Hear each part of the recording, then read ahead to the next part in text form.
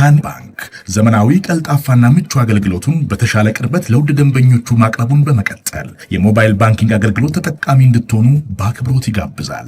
በዚህ አገልግሎትም ደንበኞች የሞባይል ስልካቸውን ብቻ በመጠቀም የሂሳብ እንቅስቃሴያቸውን ማወቅ፣ አጭር የሂሳብ መግለጫ መጠየቅ፣ የቼክ ደብተር ማዘዝ፣ የቼክ ክፍያ መረጃ መከታተል፣ የውጭ ምንዛሬ ተመን ማወቅ፣ ከአንዱ ሂሳብ ወደ ሌላ ሂሳብ ገንዘብ ማስተላለፍ፣ ቋሚ ክፍያ ትዕዛዝ መስጠት፣ የብድር ክፍያዎችን መፈጸም ይችላሉ። በዚህ አጋጣሚም የብርሃን ካርዶን በመጠቀም በሽያጭ ማዕከል ማሽን ፖስ ለግብይቶ ክፍያውን መፈጸም እንደሚችሉ ብርሃን ሲያበስራችሁ በታላቅ ደስታ ነው። በጊዜና በቦታ ያልተገደበ ምቾትና ዘመናዊነትን ያነገበ አገልግሎት ተጠቃሚ ስናደርገው ደስ ይለናል። ብርሃን ባንክ፣ እንደ ስማችን ብርሃን ነው ስራችን። ተመልሰናል አድማጮቻችን። አራዳ ኤፍ ኤም 95.1 ላይ ትገኛላችሁ። ፉትቦል ካፌ ነው ፕሮግራሙ። የሌላኛውን ጉዳይ እንመልከት። የካሪክን ጉዳይ እናንሳ። እንግዲህ ይሄ አሰልጣኝ ወደ ማንቸስተር ዩናይትድ መጥቷል። ለቀሪዎቹ ጨዋታዎች ብቻ ወይም እስከ ውድድር አመቱ መጨረሻ ነው በማንቸስተር ዩናይትድ ይቆያል የተባለው። በማንቸስተር ደርቢ የጀመረውን ጨዋታ በጥሩ ድል ማጠናቀቅ ችሏል ከጥሩ ጨዋታ ጋርና ይህንን ጉዳይም እንደዚሁ እናንሳ። ግን የማንቸስተር ደርቢ ላይ ያሳየውን አይነት ብቃት እያሳየ እስከ ውድድር ዘመኑ መጨረሻ ድረስ የሚቀጥል ከሆነ የዋና አሰልጣኝ ኮንቨርሴሽን ውስጥ መሆን አለበት አይደል? ለምሳሌ ማንቸስተር ዩናይትድ የቻምፒየንስ ሊግ ቦታን ይዞ ቢጨርስ ያለፈውን አይነት ፐርፎርማንስ በየሳምንቱም ላይ ያሳይ ይችላል፣ ግን ትልቅ ፕሮግረስ ነው አይደል? እኔ እንዲያውም ከአሌክስ ፈርጉሰን መልቀቅ በኋላ ካየኋቸው ስፔሻል የማንቸስተር ዩናይትድ ፐርፎርማንሶች መካከል አንደኛው የባለፈው ሳምንት ፐርፎርማንስ ነው። ማሸነፉ አይደለም። ማንቸስተር ሲቲን ሌሎችም አሰልጣኞች ኦልሞስት ሁሉም አሰልጣኞች ሞሪኞም፣ ሶልሻም፣ ቴንሃግም አሸንፈው ያውቃሉ በኤቲሃድ ሳይቀር። ፐርፎርማንሱ ግን ልዩ ፐርፎርማንስ ነው ለዛ ጨዋታ ቢያንስ። እንደዛ ከሆነ ኮንቨርሴሽን ውስጥ መሆን ያለበት ይመስለኛል። አይመስልሽም? አለበት፣ ግን እኔ ሻምፒየንስ ሊግ ብቻ ስለተሳተፈ አይመስለኝም። ምክንያቱም ከሻምፒየንስ ሊግ ብዙ ሩቅ አይደለም እኮ አሞሪምም ሲሄድ ከሻምፒየንስ ሊግ ስፍራ ወይ አራተኛ ወይ አምስተኛ ሆኖ ለማጠናቀቅ ብዙ ሩቅ አይመስለኝም። ያው እዛ አካባቢ ያሉትን ሁሉም ቡድኖች ተመሳሳይ የሆነ የውድድር አመት እያሳለፉ ስለሆነ ከአስቶን ቪላ፣ አርሰናልና ሲቲ ውጪ ተመሳሳይ ውድድር አመት ነውና እዛ ቦታ ላይ ማጠናቀቅ ብቻ ሳይሆን ቢያንስ ቡድኑ ላይ መሻሻሎች መታየት ያለባቸው ግን ይመስለኛል አይደለ? በውጤት የማይገለጹ አንዳንድ መሻሻሎች መታየት አለባቸው። ውጤቱ ላይሆን ይችላል። በነገራችን ሻምፒየንስ ሊግ መሳተፍ ባይችል እንኳን ቡድኑ የምር ፕሮግረስ እያደረገ ከሆነ ሌላ አሰልጣኝ ከማምጣት ዋና ግቡ ሻምፒየንስ ሊግ ነው፣ ምንም ጥያቄ የለውም። ግን የሆነ ፕሮግረስ መኖር አለበት ብዬ አስባለሁ። የእንደዚህ አይነቱ ነገር ፍርሃት ሶልሻ እንደመጣ አሻሽሎት ነበር ማንቸስተር ዩናይትድን ቶሎ እና ትልልቅ ጨዋታዎችን ማሸነፍ ጀምሮ ነበር። አሁን ማንቸስተር ዩናይትድ ሶልሻን መቅጠሩ በጠቅላላው ሶልሻን መቅጠሩ ሳይሆን ችግሩ ሶልሻን የቀጠሩት በነዛ ኢንተርም አሰልጣኝ በነበረበት ጊዜ ጊዜ አሰልጣኝ በነበረበት ጊዜ ባስመዘገበው ውጤት ነው የሾሙት። ማንቸስተር ዩናይትድ ደግሞ መሾም ያለበት the best in quality ነው ይባላል አይደለም? ትልቅ ከዓለም ትልልቅ ክለቦች መካከል አንደኛው ስለሆነ የአጭር ጊዜ መሻሻል ፍርሃት እሱ ነው። ለወደፊቱ ምን ማለት ነው ይሄ ዘለቄታ ይኖረዋል ወይ ምናምን የሚለውን ቀድሞ መተንበይ በጣም አስቸጋሪ ያደርገዋል፣ ጊዜው አጭር በጣም ስለሆነ። ለማንኛውም ግን እንደ በቀደም የነበረው የአሰልጣኙ እያንዳንዱ ውሳኔ ነው የሰራው። እያንዳንዱ ውሳኔ ለምሳሌ እኔ የአማካይ ክፍሉን ባህሪ በጣም ነበር የወደድኩት። 3 የተለያዩ ተጫዋቾች ነው የተጠቀመው። ብሩኖ በጣም አድቫንስድ የሆነው ተጫዋች ነው። ካሰሚሮ ወደ ኋላ በጣም የተጠጋው ተጫዋች ነው። በሁለቱ መካከል ኮቢ ሜይኖ አለ። 3ቱ የተለያየ ባህሪ ያላቸው ናቸው። ካሰሚሮ ንጹህ ዲስትሮየር ነው። ብሩኖ ፈርናንዴዝ የላቀ ፈጣሪ ነው። በሁለቱ መሀል ያሉትን ተግባራት ማከናወን ይችላል ኮቢ ሜይኖ። ስለዚህ አማካይ ክፍሉ ኮምፖዚሽን በጣም ጥሩ ነው። ከዛ የአንዳንድ ተጫዋቾችን ቦታም አረመ ወይ አስተካከለ ልበለው ከሩበን አሞሪም ዘመን ከነበረው የማንቸስተር ዩናይትድ ሁኔታ። ምሳ በቀደም የማንቸስተር ዩናይትድን 10 የአውትፊልድ ተጫዋቾች ካየሽ በፎርሜሽን ለውጥ ብቻ አንዱ ተጫዋች ብቻ ነው በሩበን አሞሪም ዘመን የነበረውን ቦታ ይዞ የተጫወተው። የ10ሩም ተጫዋቾች ቦታ ተቀያይሯል። ሉክ ሾው ፉልባክ ነበር፣ ፉልባክ አልነበረም። ፉልባክ የሚባል ፖዚሽን አልነበረም በአሞሪም ሲስተም ውስጥ፣ ዊንግ ባክ ሲስተም ነው ያለው። እሱ ደግሞ ከ3ቱ ሴንተር ባኮች አንዱ ነው የነበረው እንጂ ፉልባክ አልነበረም። የፉልባክ ፖዚሽን የለም።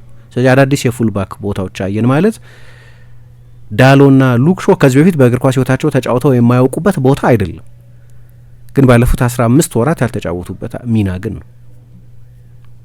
በ3 ሴንተር ባኮች ነበር ይጫወት የነበረው። ስለዚህ ሃሪ ማጓየር ሲሰለፍ የመሀለኛው ሴንተር ባክ ሆኖ ነበር ይጫወት የነበረው። አሁን የራይት ሳይድድ ሴንተር ባክ ሆኖ የተጫወተው። ልዩነት አለው በቢልድ አፕ ጊዜ በምን ልዩነት አለው። ብሩኖ 6 ቁጥር ነበር፣ 10 ቁጥር ነው የሆነው። አማድ ዊንግ ባክ ነበር፣ የክንፍ ተጫዋች ነው የሆነው። ሜኑ ቦታው መሻሻል ወይም ሽግሽግ ተደረገበት ሳይሆን አልነበረም ጭራሽ ሜኑ። ስለዚህ ወደ ፒክቸሩ መጥቷል። እምቤሞ የቀኝ ክንፍ ተጫዋች ነበር፣ ቢያንስ ለዛ ጨዋታ አጥቂ ነበር። ዶርጉን እንኳን ራሱ ወደፊት አስጠግቶ መጠቀም ጀምሮ ነበር። በዛ ኒውካስል ጨዋታ ላይ ክንፍ ተጫዋች አድርጎ ነበር የተጠቀመበት። በሌላ በዚሁ ተመሳሳይ ፎርሜሽን ስለነበር የተጫወተው።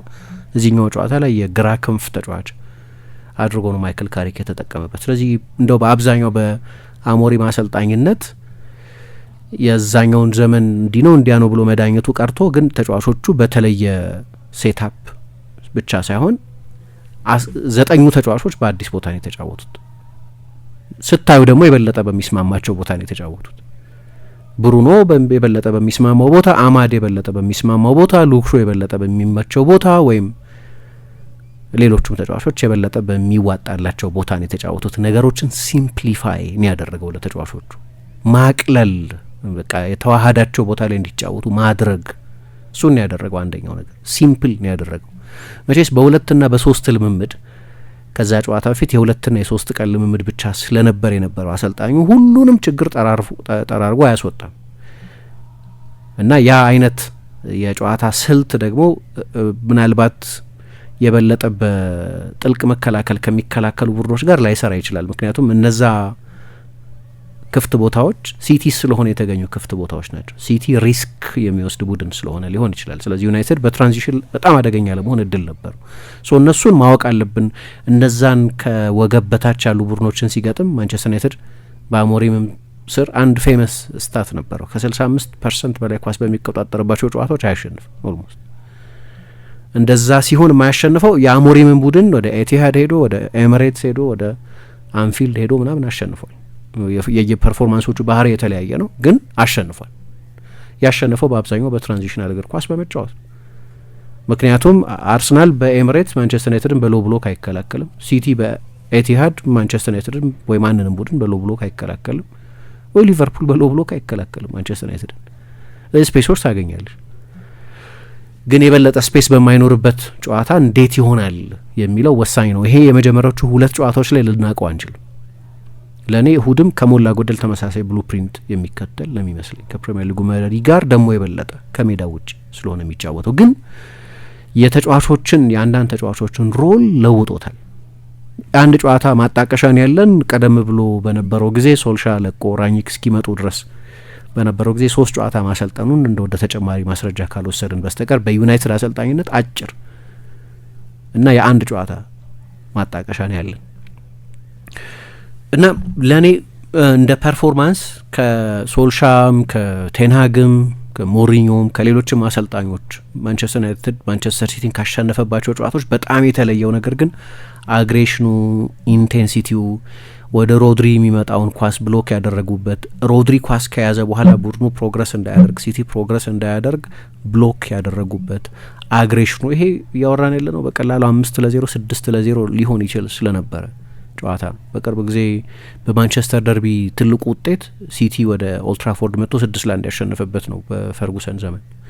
ያንኑ ውጤት ሊመስል የሚችል አይነት ዶሚናንስ ነው፣ ፍጹም ዶሚናንስ ነው። በነገራችን ላይ ያ ጨዋታ ፍሌቸር በቀይ ወጥቶ እስከ ኦልሞስት ከ90ኛው ደቂቃ ድረስ 3-1 ነበር። ከዛ በኋላ ነው 3 ጎሎች የተቆጠሩት ጨዋታ ኦልሞስት ካለቀ በኋላ። ግን ያንን አይነት ስኮር ላይን ሊመዘገብ ይችል ነበር ብዙ ጎሎች አስቆጥረው ስለነበር እና የአንዳንድ ተጫዋቾችን ቦታ አርመዋል። የ10 ተጫዋቾችን በአንዳንድ ነገሮች እድለኛ ነበር። ለምሳሌ የሃሪ መጓየር ከኖቬምበር 8 በኋላ ጨዋታ አላደረገም። ስለዚህ ከጉዳት ተመልሶ ተጫውቷል። ለዚህ ነው አመንትቼ ነበር እሱን ለማሰለፍ። ካሰለፍኩትስ ስንት ደቂቃ ነው ማጫወተው የሚለውን ማመንታት ነበረኝ ብሏል። ተመልሶ እንዳይጎዳ የአፍሪካ ዋንጫ ላይ የነበሩ ተጫዋቾች መመለስም በጣም ጥሩ ዜና ነበር። ስለዚህ በእነዚህ ነገሮች አሰልጣኙ እድለኛ ነበር። ግን አንድ ከጨዋታው በኋላ የተናገረው ነገር አለ። ከአሞሪም የሚለየው አንድ ነገር አለ። አሞሪም ለምሳሌ በቃ ርዕስ ይሰጠኛል። በዛ አንታይ አሞሪም ነው። ለምሳሌ በቀደም ፊድ አድርገውት ነበር ፕሬስ ኮንፈረንስ ላይ ሮይ ኪን እኮ ስለ ሚስትህ ልቅ አንደበት ነው ያላት ብሎ የባለቤቱን አስተያየት ሰጥቶ ስለ እሷ ተናግሮ ነበር። ምክንያቱም አንድ ጊዜ በትዊተር ላይ ሸንቁጣው ስለነበር ሮይ ኪን እና ሮይ ኪን መራር ነው በሆነ ጉዳይ ላይ አቄመ ነው በቃ። እና ያንን ሰው ፈርጉሰን እንኳን እንደዛ በጣም በብርቱ የጤና ህመም ውስጥ ችግር ውስጥ በነበሩበት ጊዜ ሳይቀር በጭራሽ ይቅርታ ማለት ፍላጎት አልነበረውም፣ ወይም ይቅሬ ማለት ፍላጎት አልነበረውም። ይቅርታ የመጠየቅም ይቅሬ ማለትም ፍላጎት መራር ነው በጣም። እና አረሳላትም የካሪክን ባለቤት በትዊተር ላይ ስለ ካሪክ የሰጠውን አስተያየት ተከትሎ በሶሻል ሚዲያ ላይ ተችተው ነበር። እሷ ሳይሆን አይቀርም እንዲሁም ቲም ቶክ የምታረገው የሚል ሁሉ አስተያየት ሰጥቶ ነበር። ባለፈው ከጨዋታው በፊት በነበረ ኦቨርላፕ የሚባለው ፕሮግራም ላይ የዩናይትድ የቀድሞ ተጫዋቾች አላማ ብዙ አይገባኝም። እኔ እንደዛን አስተያየቶች የሚሰጡበት ምክንያት አይገባኝም። ለምሳሌ እንደ ፖል ስኮልስ ሲጫወት ትልቅ ብሬን ያለው ነው። ሲናገር የት አድርጎት እንደሚመጣ አላውቅም። ፖል ስኮልስ የሚናገር አይመስለኝም። አንዳንድ ጊዜ ስሰማው ከጨዋታው በፊት ሲናገር በጣም ብዙ የሚያደንቀው ሰው አለ ፖል ስኮልስ። እና በቀደም ስለ ሳይዝ ነበር ያወራ የነበረው። እንግዲህ እኔ የማንቸስተር ዩናይትድ ተቆርቋሪነት አለው አላውቅም። አንድ ሄክቶር ቤሪን አርሰናል ፋን ቲቪ የሚባል የሆነ ኔጌቲቪቲ ወደ ቡድኑ ያመጣ የነበረ አንድ ቶክሲክ ሚዲያ አለ አርሰናል ፋን ቲቪ የሚባል እና አርሰናል ፋን ቲቪ በዓለም ላይ ኒውዮርክ ታይምስ ሳይቀር አርቲክል የጻፈለት አርሰናል መጥፎ በነበረበት ጊዜ ነው። በቬንገር የመጨረሻዎቹ አመታት፣ ከዛ በኤሜሪና በአርቴታ የመጀመሪያዎቹ አመታት፣ እነዛ 5-6 አመታት በጣም የከፉ አመታት ነበሩ። በእነዛ አመታት ነው የፋፋው ይሄ የዩቲዩብ ቻናል። አንድ ያልተሳካለት ራፐር ሮቢ የሚባል እሱ ነው ቻናሉን የከፈተው እና ኦክስፎርድ ዩኒቨርሲቲ ላይ ቀርቦ ሄክቶር ቤሪን ፌል ኦፍ ፌለር አለ። በክለቡ ፌል ማድረግ የሚያተርፍ አለ። ከዚህ ለይቼ ላያቸው አልችልም እነዚህ ሰዎች። ምክንያቱም አሁን ክሊክ ያገኛሉ ስለ ማርቲኔዝ በሰጡት አስተያየት ዘ ጉድ ዘ ባድ ኤንድ ደ ፉትቦል ነው ምናምን የሚል አንድ ፖድካስት አላቸው እነ ኒኪ በትና ጋሪ ማን ነው ፖል ስኮልስ። እዛ ላይ ነው እንደ ህፃን ተሸክሞት ነው የሚሮጠው ጎል ውስጥ ሲገባ ሃላንድ ማርቲኔዝን የሚል አስተያየት ሰጥ። አሁን ይሄ ምንም የምትሰሚው ቴክኒካል ነገር የለም። ቁጭ ብለሽ ትሰሚያቸው የእኛ ዘመን እንደዚህ ነበር ምናምን የሚል ነገር ካልሆነ በስተቀር የምትሰሚው ኑዋንስድ የሆነ ሀሳብ አትሰሚ። ከዛ ካሪክን ፕሬስ ኮንፈረንስ ላይ ጠየቁት ሮይ ኪን ስለ ባለቤት አቴንሽንም አልሰጥም ለእንደዚህ አይነት ነገር ምናምን አለ እና ጭራሽ ሳይድ ስቴፕ አደረገው ጉዳዩን። ርዕስ አልተፈጠረም ያለታ ምንም አንድ አሰልጣኝ መጀመሪያ የመጣ ቀን ብዙ ርዕስ የሚሆኑ ነገሮች ማግኘታችን አይቀርም። እሱ ደግሞ ስማርት መንገድ ነው። አሰልጣኙ ራሱ ርዕስ መሆን የለበትም። ቡድኑ የሚጫወትበት መንገድ ርዕስ ይሁን። ከዛ በኋላ ርዕስ የሆነው ካሪክ የተናገረው ነገር አይደለም። ማንቸስተር ዩናይትድ ቅዳሜ ከሰዓት በኋላ ያሳየው ፐርፎርማንስ ነው ርዕስ የሆኑ። ታትስ ቬሪ ስማርት ዌይ ኦፍ ዱይንግ እንትን ጸጥ ያለ ሰላማዊ ነው የነበረው። መጥፎ ሊሆን ይችላል ማንቸስተር ዩናይትድ በአንዳንድ ጨዋታዎች፣ በጣም ጥሩ ሊሆን ይችላል በአንዳንድ ጨዋታዎች። እርግጠኛ ሆኜ መናገር የምችለው ግን ካሪክ ይሄንን አለ ተብሎ ተዳንቆ የአንድ ፕሮግራም ርዕስ አይሆንም። እንደዛ አይሆንም። እሱ ደግሞ ያስፈልጋል ያ አይነት አንድ አሰልጣኝ ዝም ብሎ በኢሞሽን የሆነ ነገር መጥቶ ከአንድ የጨዋታው ውጤት ያበሳጨዋል አሰልጣኙን፣ ግን ያንን ብስጭት ቬንት አውት የሚያደርገው ፕሬስ ኮንፈረንስ ላይ መሆን የለበትም። የካሪክ ሰብዱድ የሆነ ባህሪም እሱ ነው። ከዛ ደግሞ ስለ ቡድኑ በደንብ ያውቃል፣ ስለ ተጫዋቾቹ በደንብ ያውቃል። እንግዲህ አሁን አንዳንድ ሰዎች የሚሉት ስብስቡ ለወደፊቱ ማንቸስተር ዩናይትድ በዚሁ መንገድ እየተጫወተ የሚቀጥል ከሆነ ካሪክ ዋና አሰልጣኝ ሆኖ ይቀጥላል፣ ማንም አያውቅም።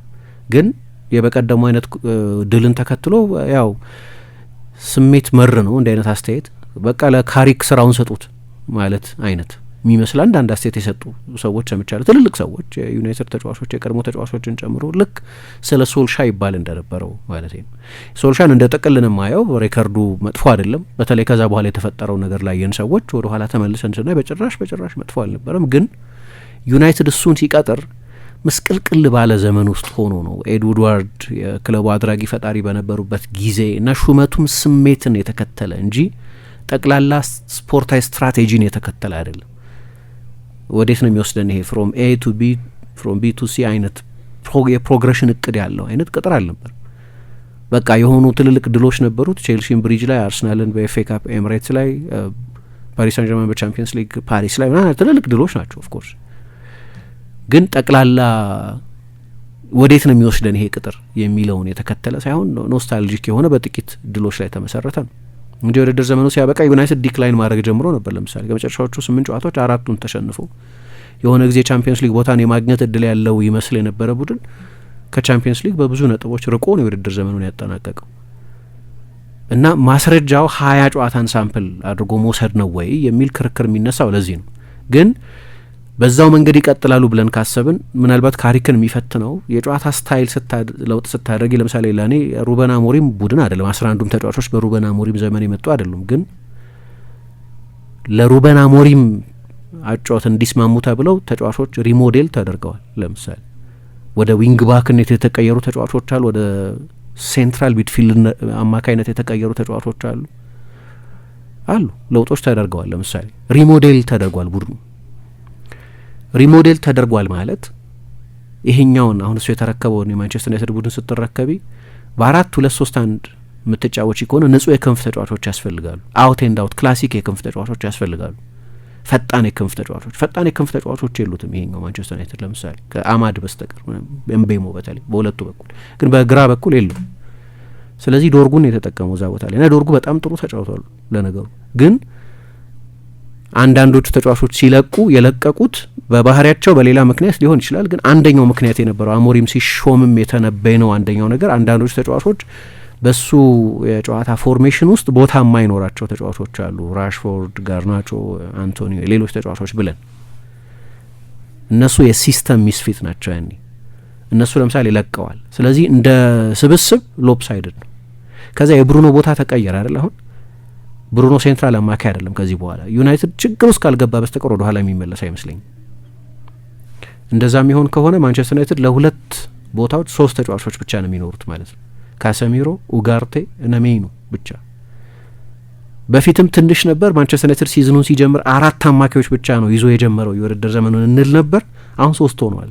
ብሩኖ ወደ 10 ቁጥር ቦታ ስለተሸጋሸገ ከዛ ዩናይትድ ለአሞሪም ብሎ ስኳዱን እንደገና ሪፎርም ባደረገበት ጊዜ ለ10 ቁጥር ቦታ የሚሆኑ 4-5 ተጫዋቾች ነበሩት ደግሞ ለዛ ቦታ የሚሆኑ። አሁን ሽግሽግ ሲፈጠር ያ የሁለት ኢንሳይድ 10 ቁጥሮች ሲስተም የለም እና ለነዛ ቦታዎች ለሴንትራል 10 ቁጥር ቦታ ብሩኖ አለ። ግን በቀደም ለምሳሌ ኩኛ ቤንች ነበር አይደል? ኩኛ ቋሚ ከሆነ ማንም ይወጣው ኢምፖርታንት ጥያቄ ነው እሱ። አንድ ሌላ ትልቅ ተጫዋች ሳክሪፋይ ማድረግ አለብሽ ማለት ምክንያቱም 4-2-3-1 ነው ፎርሜሽኑ። ሎፕሳይድድ ነው የሚባለው ለዚህ ነው። አንዳንድ ቦታዎች ላይ ስስ ይሆናል፣ አንዳንድ ቦታ ላይ ይትረፈረፋል። ዶርጉን ወደፊት አስጠግተሽ በክንፍ ተጫዋችነት ነው ከዚህ በኋላ ሪፐርፐዝ ማድረገው ካልሽ ሉክሾ ሌላ ከቨር የለውም ማለት ነው። ለሉክሾ አንዱ ፈታኝ የሚሆነው ነገር አሁን ብዙ መሮጥ አለበት፣ አፕ ኤንድ ዳውን መሄድ አለበት። እንደዛ የሚያደርግ ከሆነ ደግሞ ምናልባት ጉዳት መልሶ ሊያገኘው ይችላል። አሁን ሴንተር ባክ ስትሆኚ ብዙ ስፕሪንት አታደርጊ፣ የበለጠ ፖዚሽናል ቦታ ስለሆነ ስለዚህ ከቨር ያስፈልገዋል። ዶርጉን ከግራ ክንፍ ተጫዋችነት የምትወስጂው ከሆነ ደግሞ ንጹህ የክንፍ ተጫዋችም ስለሌለው ነውና አሰልጣኙ እዛ ቦታ ላይ ተጫዋች የተጠቀመው እዛ ቦታ ላይ ጉድለት ይፈጠራል ማለት ነው። ስኳዱ ችግር አለበት።